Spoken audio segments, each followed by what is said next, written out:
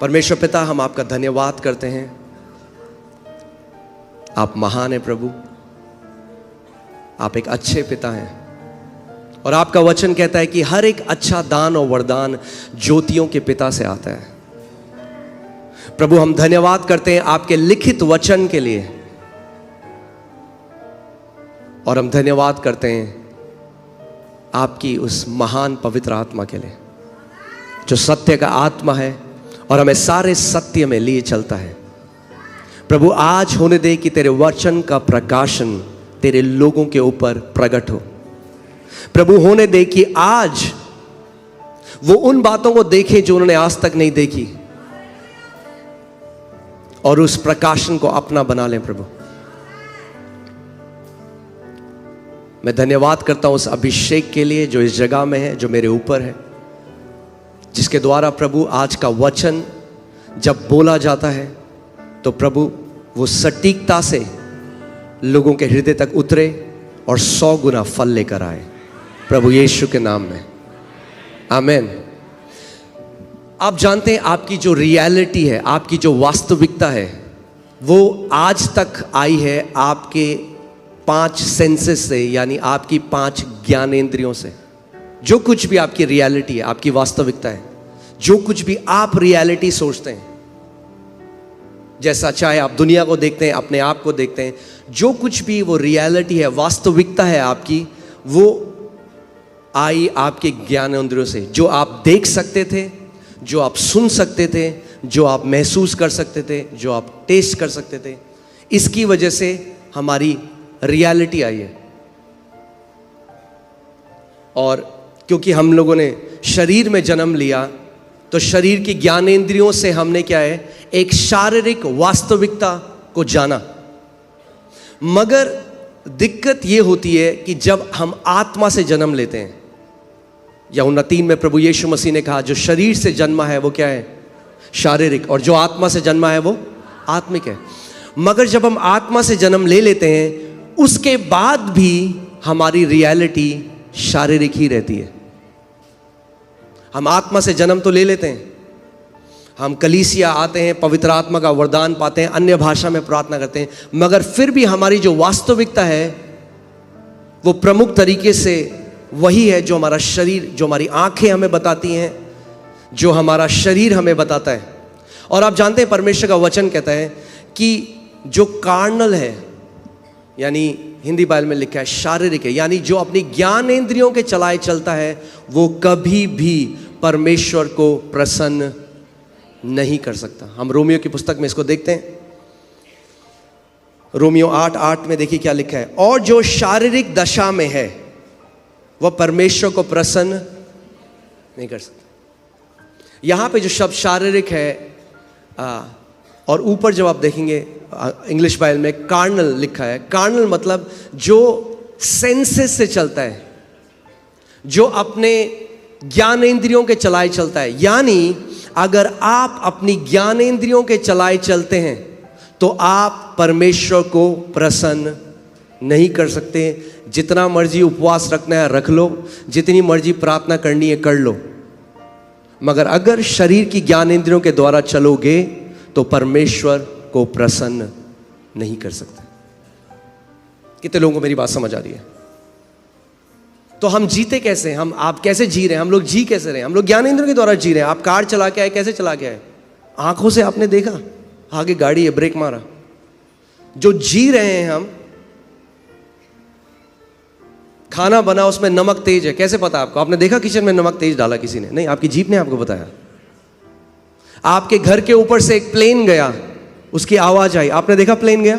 नहीं, आवाज ने आपको बता दिया एक प्लेन गया। जो हमारी रियलिटी है वो हमारी 5 ज्ञानेंद्रियों से आ रही है। तो इस पृथ्वी में जीने के लिए हमें ज्ञानेंद्रिय की जरूरत है, मगर आप आत्मा भी हैं। उस आत्मिक जगह में आप ज्ञानेंद्रियों के द्वारा नहीं चल सकते। अगर आप ज्ञानेंद्रियों के द्वारा परमेश्वर के राज्य को समझने की कोशिश करोगे, आप कभी नहीं समझ सकते।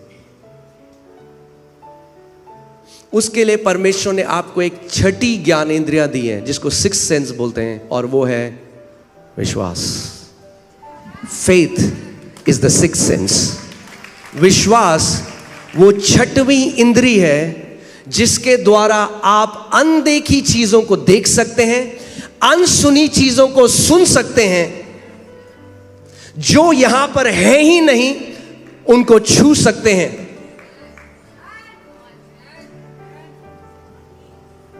बाइबल क्या कहती है? इब्रानी 11, विश्वास अनदेखी वस्तुओं का निश्चय है।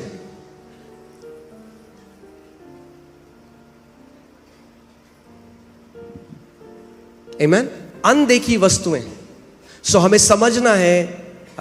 फिर से हम लोग उसमें जाते हैं, इब्रानी 11 उसकी 6वीं आयत देखते हैं। और विश्वास बिना उसे प्रसन्न करना अनहोना है, इम्पॉसिबल है। इसका सही अनुवाद होगा असंभव है। विश्वास के बिना आप परमेश्वर को प्रसन्न नहीं कर सकते। एक ही तरीका है परमेश्वर को प्रसन्न करने का, और वो है विश्वास। जब आप विश्वास समझ जाएंगे कि विश्वास कैसे कार्य करता है तो आप समझ पाएंगे। देखिए परमेश्वर क्या है? परमेश्वर, बाइबल कहती है गॉड इज लाइट, परमेश्वर प्रकाश है।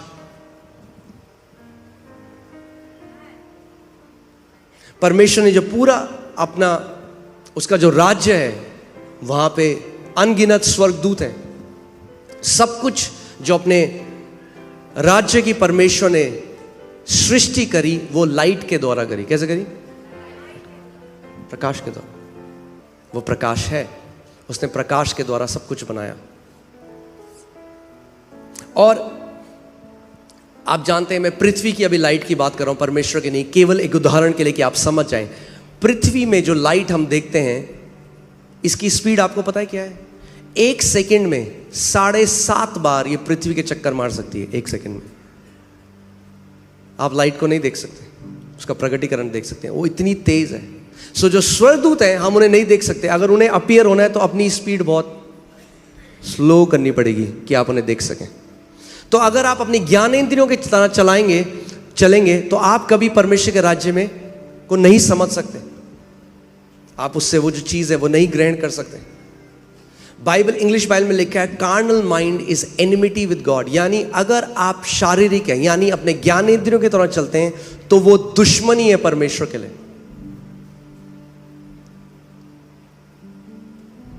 ध्यान से सुनिएगा, आज आपको समझ में आएगा कि क्यों कई बारी हमें हम वो रिसीव नहीं कर पा रहे हैं। आप वो ब्रेक थ्रू, वो चंगाई जो परमेश्वर ने आपके लिए पहले से रख दी है। सो विश्वास क्या है? विश्वास एक सिक्स्थ सेंस है, वो आत्मा का सेंस है। आपका आत्मा की ज्ञानेंद्रिय है। क्योंकि विश्वास कैसे आता है? याद है आपको परमेश्वर ने हमें क्या दिया है? विश्वास का आत्मा। विश्वास शारीरिक नहीं है, विश्वास आत्मिक है, आत्मा से आता है।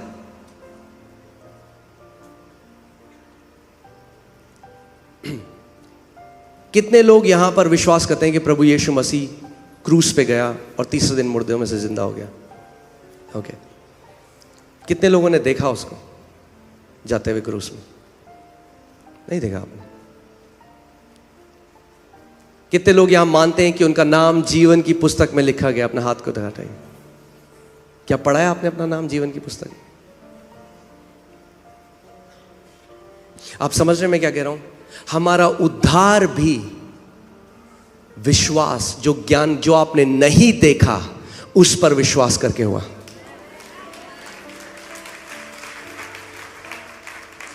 और कई मसीह लोग क्या गलती करते हैं? उद्धार तो पा लेते हैं ऐसे, मगर फिर जब प्रभु में आते हैं तो फिर से शारीरिक चाल चलने लग जाते हैं, शारीरिक ज्ञानेंद्रियों के द्वारा चलने लग जाते हैं। देखिए यूहन्ना 20:24 से 25 हम पढ़ते हैं। थोमा एक ऐसा चेला था परमेश्वर का, और मैं चाहता हूं आप इस बात को समझें। इसमें लिखा है, परंतु 12 में से एक अर्थात थोमा जो दिदुमुस कहलाता है, जब यीशु आया तो उसके साथ न था। जब अन्य चेले उससे कहने लगे हमने प्रभु को देखा है, तब उसने उनसे कहा, जब तक मैं उसके हाथों में कीलों के छेद को न देख लूं और कीलों के छेद में अपनी उंगली को न डाल लूं, और उसके पंजर में अपना हाथ ना डालूं, तब तक मैं विश्वास नहीं करूंगा। यह है पिक्चर अनबिलीफ की। अब मैं आज आपको डेफिनेशन देता हूं अनबिलीफ की, आप समझे। अनबिलीफ कुछ भी नहीं है। अनबिलीफ वो है जब आप उसे अपने पांचों इंद्रियों से देखना चाहते हैं। पहले तो मैंने कहा मैं नहीं मानूंगा ऐसे। पहले जब तक मैं देखूंगा नहीं, सुना है आपने लोगों को ऐसे कहते हुए, जब तक देखूंगा नहीं तब तक मानूंगा नहीं, दिखा दो तो मान जाऊंगा। प्रभु कहता है ऐसा विश्वास काम नहीं करता। वो कहता है मान जा तो दिखा दूंगा।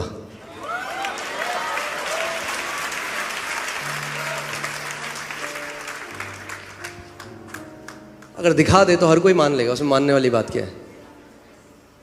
क्या आप मानते हैं यहां पे ये टेबल रखा है, ये दिखता है हर किसी को, मगर क्या आप मानते हैं यहां पे पवित्र आत्मा है? कैसे? विश्वास की ज्ञानेंद्रियों के द्वारा। विश्वास, फेथ कैन ट्रांसेंड टाइम। विश्वास जो है, ये जो आपकी ज्ञानेंद्रिया है, ये समय में पीछे जा सकता है। समय में पीछे जाता है आपका विश्वास, और आपके अंदर उस निश्चय को लेके आता है कि प्रभु यीशु मसीह क्रूस पे गया। समय में पीछे जाता है। अनदेखी वस्तुओं का वो प्रमाण है। आपको प्रमाण देता है कि प्रभु यीशु मसीह क्रूस में गया। आपको प्रमाण देता है कि वो तीसरे दिन मुर्दों में से जी उठा। आपको प्रमाण देता है।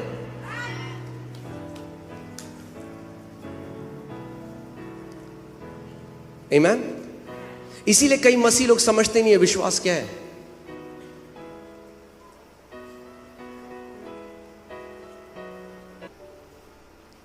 आप जानते हैं शैतान से ज्यादा बड़ा दुश्मन आज आपका आपकी ज्ञानेंद्रियां हैं, क्योंकि इन्हीं का इस्तेमाल शैतान करता है।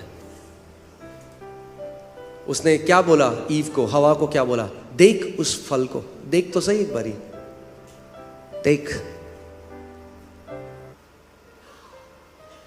सो परमेश्वर का वचन हमें एक कहानी बताता है, नंबर्स गिनती की किताब 13 में, और बाइबल बताती है कि परमेश्वर ने पहले से इजरायलियों को कहा कि मैंने तुम्हें कनान का वो देश दे दिया है, मैं दे चुका हूं। ध्यान से सुनिएगा इस बात को। इसीलिए परमेश्वर की वास्तविकता और हमारी वास्तविकता अलग है। और अगर आप चाहते हैं कि आपके साथ वो हो जो परमेश्वर चाहता है, तो अपनी वास्तविकता को परमेश्वर की वास्तविकता के अधीन ले आइए।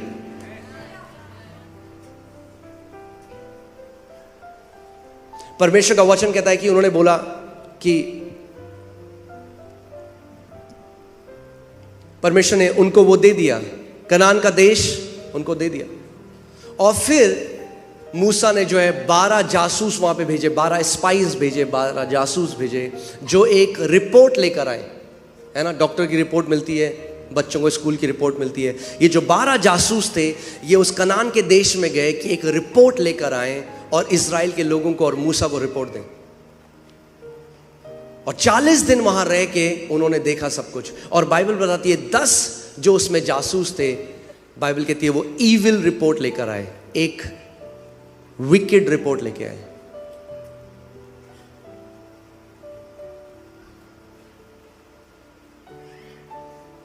और परमेश्वर उनसे नाखुश हुआ।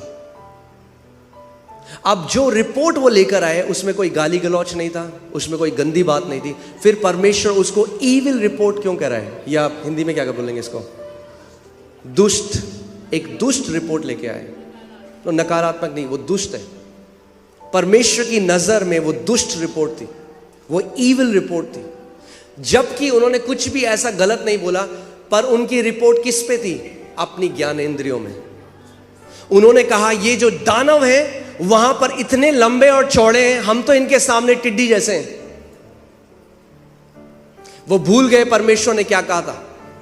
वो अपनी ज्ञानेंद्रियों की तरह चलने लग गए, और जब वापस आए तो एक ईविल रिपोर्ट दी। और बाइबल कहती है परमेश्वर बहुत अप्रसन्न हुआ उनसे।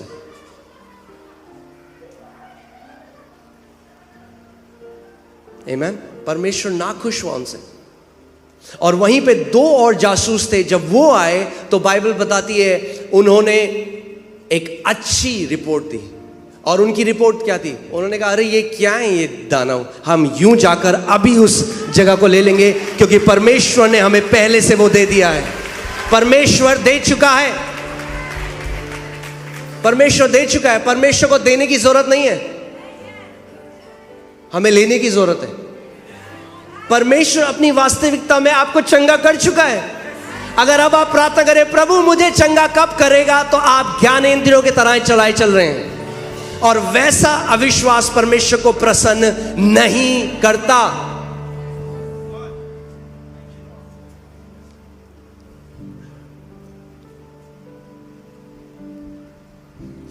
आमीन। आज भी मसीह लोग जो हैं वो परमेश्वर की जो प्रतिज्ञाएं हैं, तभी तो आप सोचिए हर कोई उपवास कर रहा है, हर कोई प्रार्थना कर रहा है, हर कोई कलीसिया भी आ रहा है। इतना फर्क क्यों है प्रगटीकरण में, मसीहों के जीवन में? क्योंकि हमें लग रहा है वो परमेश्वर है जो नहीं दे रहा। सो हमारा फोकस किस में? हमें उसे मनाना पड़ेगा। अरे वो पहले से माना हुआ है 2000 साल से तुम्हारे लिए। एक दिन परमेश्वर ने मुझसे कहा, बोला बेटा मुझे मनाना बंद कर, मैं तो माना हुआ हूं तेरे लिए। अपने हृदय को मना, वो नहीं मानता। आपका दिल, आपका हृदय है जो विश्वास नहीं करता परमेश्वर ने पहले से जो कर दिया है। और आप जानते हैं जो वो चेले, जो वो जासूस थे, वो गए और जब उन्होंने इविल रिपोर्ट दी, पूरे इजराइलियों ने उनकी रिपोर्ट पे विश्वास किया। अब ध्यान से सुनिएगा, हर एक व्यक्ति जो शारीरिक है नेगेटिव रिपोर्ट जल्दी मानता है पॉजिटिव रिपोर्ट के। एक कहावत है इंग्लिश में, उसमें लिखा है जब सत्य जो है कपड़े ही बदल रहा हो जाने के लिए, जो झूठी खबर है वो पूरी दुनिया घूम के आ जाती है।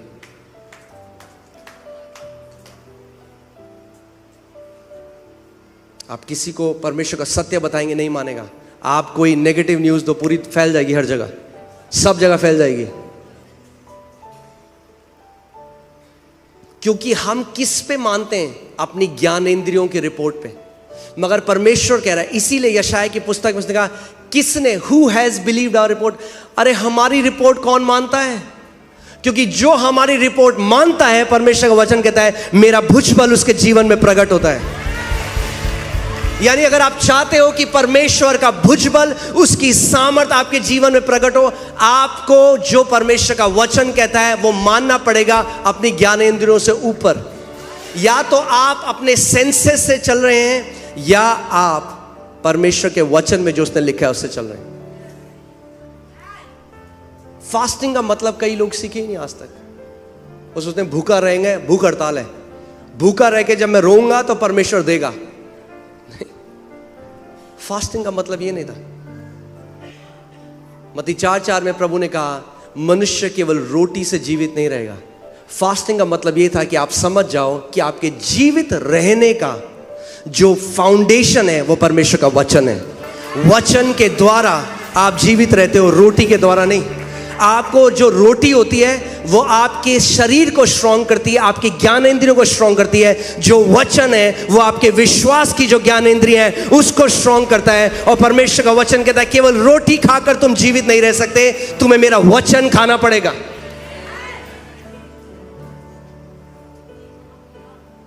क्यों खाते हैं हम खाना? हमें पता है अगर नहीं खाएंगे तो मर जाएंगे। परमेश्वर का वचन यही हमें बताना चाहता है। आमीन। और फिर क्या हुआ? प्रभु यीशु मसीह थोमा के सामने प्रकट हुआ। उसने कहा देख थोमा, तो देखना चाहता था। यूहन्ना 20 उसकी 29वीं आयत में प्रभु यीशु मसीह ने उससे कहा तूने मुझे देखा है, क्या इसलिए विश्वास किया है? धन्य हैं वे जिन्होंने बिना देखे विश्वास किया। अगर आप बिना देखे विश्वास करते हैं तो परमेश्वर आपको धन्य कहता है। आप धन्य हैं। अगर आप परमेश्वर के वचन पर विश्वास कर सके बिना ज्ञानेंद्रियों के देखे तो आप धन्य हैं। आमीन।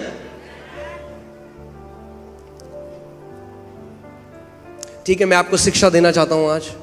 आमीन। मैं चाहता हूँ आप ध्यान से इस बात को सुने, समझें कि आप अपनी लाइफ में इसको अप्लाई कर सकें। हमें कलीसिया को सबसे ज़्यादा ज़रूरत आज शिक्षा की है, प्रचार की नहीं। प्रचार एक्साइटिंग है। कितने ऐसे मसीह हैं वो केवल एक्साइटेड हैं, संडे को उनसे ज़्यादा एक्साइटेड कोई नहीं है, मगर मंडे से सैटरडे कोई फल नहीं है जीवन में। क्या फ़ायदा ऐसा एक्साइटमेंट का? हमें शिक्षा चाहिए। अपने पड़ोसी को बोलो, बोलो पड़ोसी तुम्हें शिक्षा चाहिए।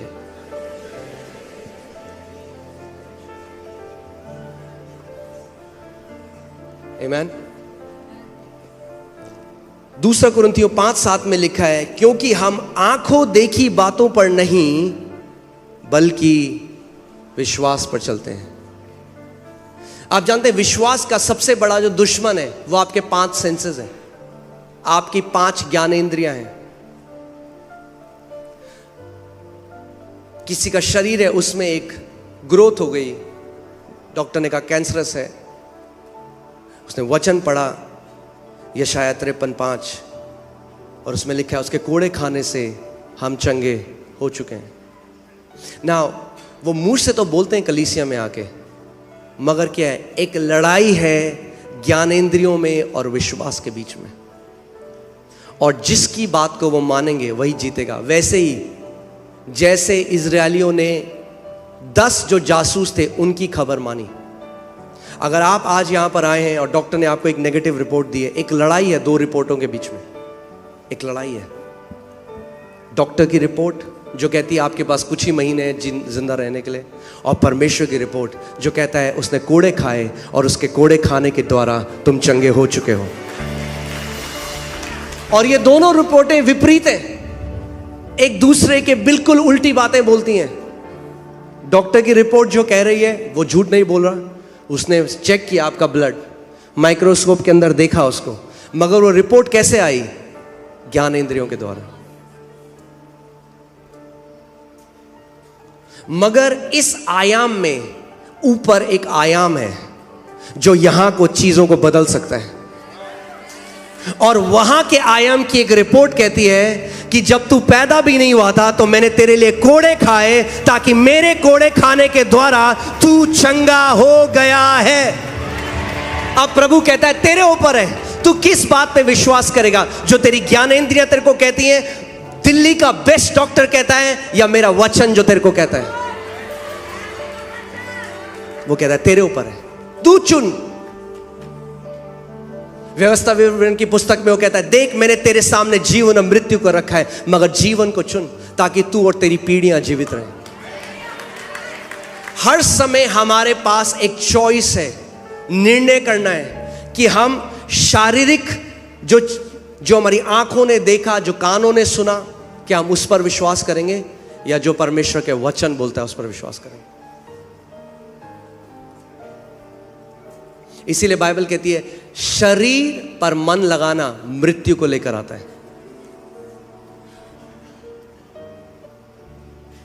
कहते कहां किया प्रभु ने हमें? अगर प्रभु ने किया होता तो ट्यूमर क्यों है? सो हम सत्य को कैसे आंक रहे हैं? अपनी ज्ञान इंद्रियों के द्वारा।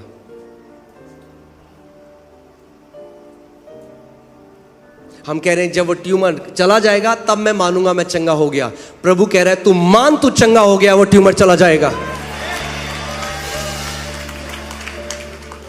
परमेश्वर के राज्य मसीह लोगों को विश्वास करना नहीं आता, ये दिक्कत है, इसीलिए गिड़गिड़ाते हैं, भीख मांगते हैं हमेशा। मगर जो वचन में लिखा है उसके साथ एक नहीं होते।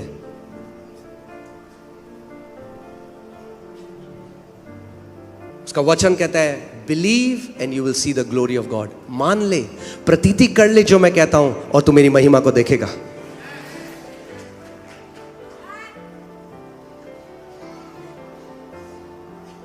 आमीन। बाइबल बताती है हेरोदेस राजा ने उससे कहा दिखा मुझे चमत्कार दिखा, मैंने तेरे बारे में बहुत सुना है, दिखा कुछ। बाइबल कहती है यीशु ने उसको बोला ही नहीं। कोई वो जो चमत्कार देखना चाहते हैं केवल, कई बारी प्रभु कुछ नहीं कहता, जो कहता प्रूव कर। वो नीचे क्रूस से चिल्लाते अगर तू परमेश्वर का पुत्र है तो उतरा क्रूस से, दिखा, कुछ नहीं कहा।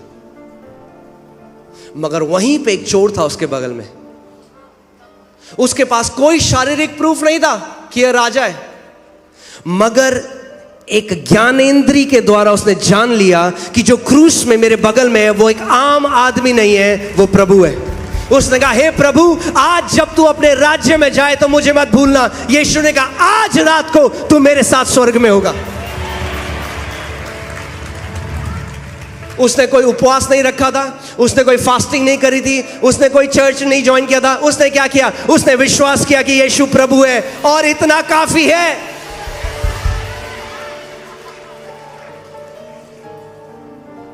यीशु ने कहा, आज रात, आज रात।